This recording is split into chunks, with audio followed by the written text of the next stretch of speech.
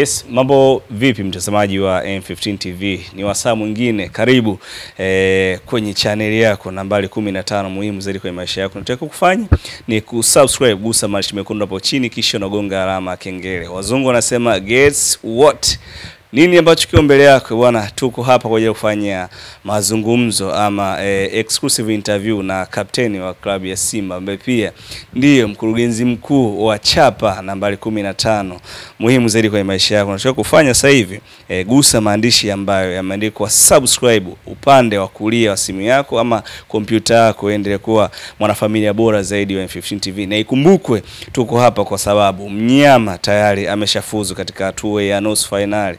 Ilionekana kuwa ngumu, lakini baada ya kuja na slogan ya hii tunavuka, na wamefanya kweli. Na tuko hapa kuja kuzungumza naye tujue kinaga ubaga yale ambayo hatukuyafahamu kabla ya mechi na baada ya mechi, nini ambacho kilijiri na yepi ambayo wachezaji waliyazungumza. Tuko hapa kuzungumza naye, tuzungumze pia kuhusiana na furaha yake mara baada ya kuiongoza klabu ya Simba kutinga hatua ya nusu finali kombe la shirikisho barani Afrika. Karibu tuzungumze na Captain Mohamed Hussein Zimbwe Junior kwa ajili ya kupata kile ambacho nataka ukifanya.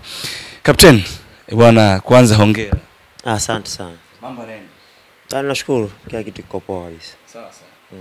Ilikuwa ni furaha kiasi gani? Kwanza tuanze na matokeo ya jana kabla ya kupata kile ambacho kilijiri kabla ya mechi yenyewe, kwa maana unafahamu ilikuwa ni mechi ambayo imebeba hatima ya wana Simba wengi.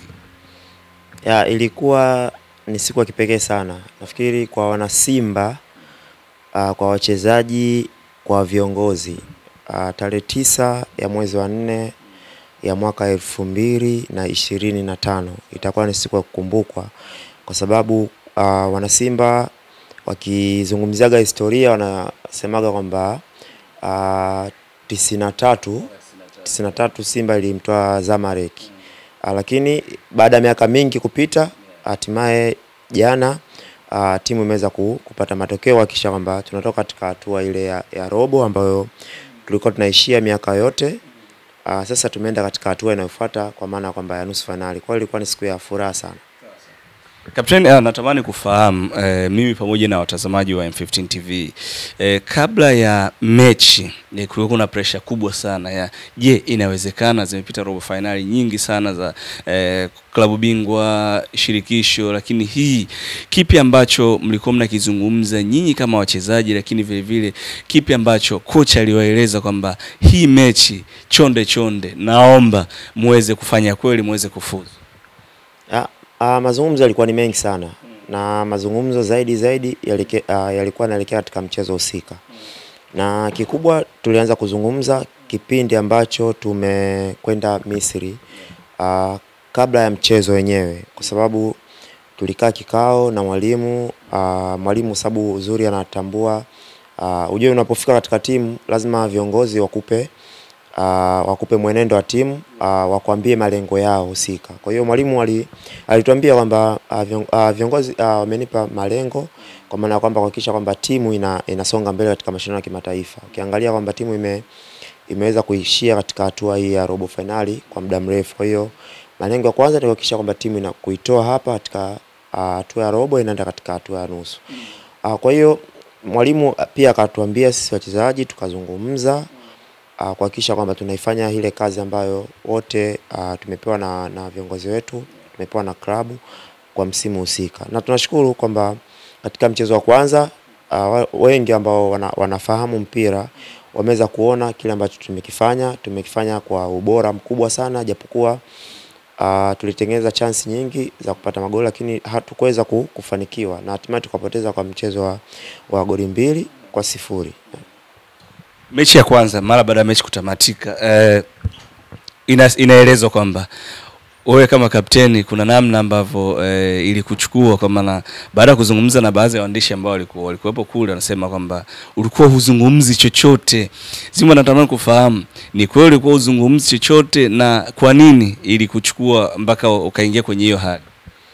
Nilishindwa kuzungumza chochote kwa sababu nilikuwa naamini kwamba tuna mchezo nyumbani, na siku zote Simba inapocheza katika uwanja Mkapa, yani inafanya kile ambacho hakiwezekani kuwezekana. Kwa hiyo niseme tu kwamba baada ya mchezo kuisha, baadhi ya wachezaji wenzangu walikuwa kama wako down, kama wamekata tamaa, lakini nikawaambia hiyo kauli kwamba Simba ishafanya vitu vikubwa sana ambavyo watu wengi walikuwa wanaamini kwamba haviwezekani na vikawezekana.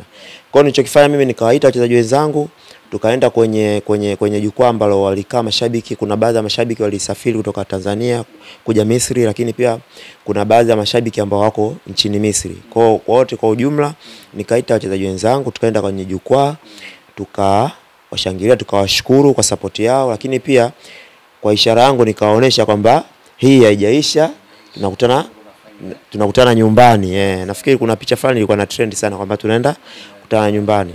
Kwa sababu nilikuwa nafahamu kwamba kazi ambayo ilitupeleka Misri imeshakuisha, lakini bado tuna mchezo wa pili ambao ni muhimu zaidi. Na umuhimu wake unakujaje? Umuhimu wake unakuja kwamba hatujawahi kufeli tukiwa katika uwanja wa Mkapa.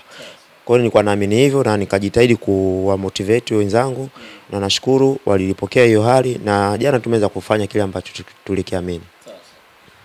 Zimo, natamani kufahamu pia imepita miaka 32 toka Simba kufuzu kutoka hatua robo finali kwenda hatua ya nusu finali. Mwaka 93 mpaka sasa hivi 2025 umeongoza Simba katika hatua ya robo finali mara 6 mfululizo. Hii ya 7 sasa hivi mmevuka. Maswali yako mengi sana kwa raia huko na mashabiki mtaani. Pengine hili ndo nafasi kubwa sana ya kutanabaisha. Kabla ya kufuzu hii hatua, kuna ziko video zinatembea, mlikuwa mnazungumza na viongozi, tulimuona Mohamed Dewji pia mlikuwa na kikao naye. Kitu gani ambacho aliwaambia kabla ile mechi ya kwanza kule Misri, na mara baada ya kufika hapa Dar es Salaam pia mlipata nafasi ya kuzungumza naye pia? Tujapata bado nafasi, lakini tulizungumza naye kabla ya mchezo. Na yeye siku zote amekuwa ni muumini wa kusema kwamba ana malengo ya kuifikisha klabu mbali. Kwa malengo yake ni kuhakikisha kwamba Simba inafika kuwa ni klabu nambari 1 Afrika. Kwa hiyo yale maono yake au kile ambacho yeye anakiona na anachokiamini ndicho ambacho sisi pia wachezaji tunakiamini na tunaendelea kupambana, kwa sababu hatuwezi kuifikisha Simba kwa nambari 1 kwa kuzungumza tu. Kwa hiyo tayari tuna mtu nyuma ambaye anatusupport, anapush, ana malengo ya kwa Simba iwe namba 1 Afrika. Kwa sisi kama wachezaji jukumu hilo ni letu sisi ya kuifanya Simba kuwa namba 1 Afrika. Kwa hiyo tunaendelea kupambana, kupush, kuhakikisha kwamba kila siku inavyozidi kwenda tunasogea mdogo mdogo, kuhakikisha kwamba yale malengo ya boss na malengo ya wana Simba kwa ujumla, Simba iweze kufika katika hiyo level. Waarabu waliingia na mfumo ambao pengine kuna namna ulikuwa unafanya mpanic kwa maana ya kupoteza muda. Obvious, Waarabu wana tabia hiyo. Yaani ukiasa kama vile washamaliza mchezo kwao, kwamba tayari wana matokeo yao, wanaamini kwamba wakija na tekniki ile ya kupoteza time itawasaidia. Kama ulivyoona mchezo wa jana, walikuja na tekniki ya kwamba wakae nyuma. Sababu walianza na mfumo wa 5, wa 3, wa 2. Kwa hiyo mwalimu alituambia hicho kitu kabla kwamba hawa watu lazima watakaa nyuma. Kwa hiyo wakikaa nyuma pia itakuwa ni advantage kwetu. Na ndio maana uliona tulipush kipindi cha kwanza na tukaweza kupata matokeo.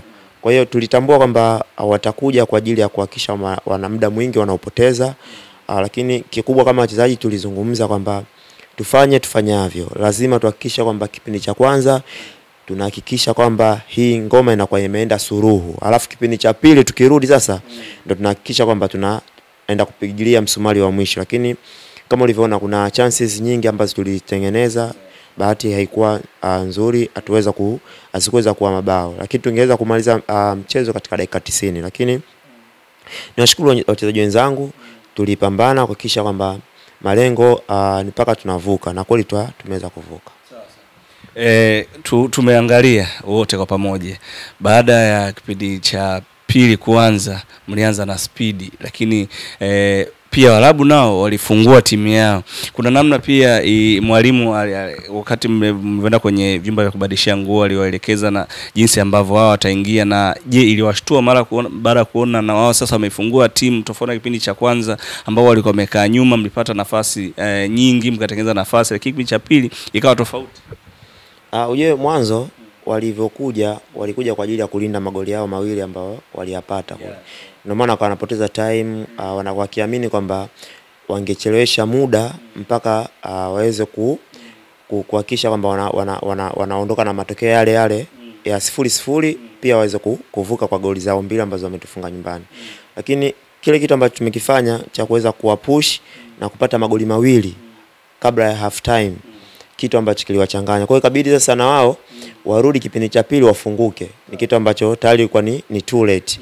Na wakatukuta na sisi tayari pia tunataka tupate goli la ushindi, kwa sababu tukitambua kwamba wao wakipata goli moja tayari mzigo tu unakuwa ni mkubwa, kwa sababu lazima tupate goli mbili tena mbele. Kwa mlima ungekuwa ni mkubwa. Kwa hiyo tulichokuwa tunakifanya kwamba tulihakikisha kwamba kipindi cha kwanza tumepata magoli mawili, kipindi cha pili turudi na nguvu ile ile, tupate goli jingine, na tukipata tena goli jingine inakuwa bado hatujamaliza, kwa sababu na wao pia wakipata goli moja wanakuwa tayari ni mtihani, kwa sababu wao tayari wanakuwa wanaenda. Kwa hiyo tukahakikisha kwamba tutafute goli la pili, lakini pia tupate na la nne, lakini yote hayo yakashindikana, na hatimaye tukaweza ku maintain mchezo, na hatua ya mwisho mchezo kaamuliwa na hatua za penalty. Assist moja maridadi, na tuliona pale umeposti kwa kusema hii ni pasi mnyunyizo. Tupe experience kidogo, ulivyo receive mali na ukaiachia ile, ulikuwa ushajua pale Steve Dese Mukwala atakuwa kwenye lile eneo, ama kuna ishara ulimpa? Maana kwenye picha pale tunaona kama vile umeonyesha mkono waambia twende. Kwanza namfahamu Mukwala, ni steka refu kuliko goli. Kwa najua wisa mpira aina yoyote nikimpelekea lazima aucheze, kwa sababu na Mukwala ukimwangalia ni mtu ambaye mipira mingi ya vichwa anacheza sana. Kwa hiyo ukiangalia ule mpira ambavyo nilivyo receive na kuweza kuipiga cross, yani ni cross ambayo sikutumia nguvu nyingi, sababu ukitumia nguvu nyingi na ukiangalia position ambayo Mukwala alikuwepo, ina maana ule mpira ungevuka. Kwa hiyo nilichokifanya mimi ni kupiga cross ambayo inaitwa half space cross, ambayo ilikuwa ni cross nyepesi ambayo ilikuwa haina nguvu sana, ambayo ilikuwa imefika kwa mlengwa, na nashukuru kwamba cross ilifika kwa mlengwa na mlengwa akafanya akaweka kitu pambani. Sawa. Kwa namna ambavyo Steve Dese alishangilia, niliona mimi nilikuwa kwenye jukwaa pasina shaka, baada ya kuona ile assist kama vile sasa vitu viliamka kichwani. Kitu gani ambacho kunawaza baada ile assist?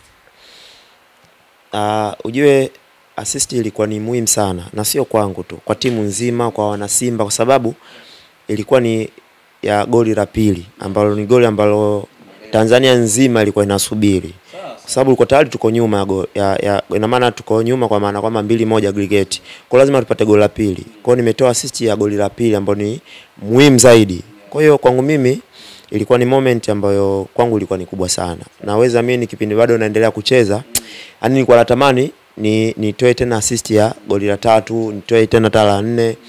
Yani unajua tuko pale kwa ajili ya kuhakikisha kwamba tunaipambania timu ili timu iendelee kusonga mbele, timu ipate mafanikio.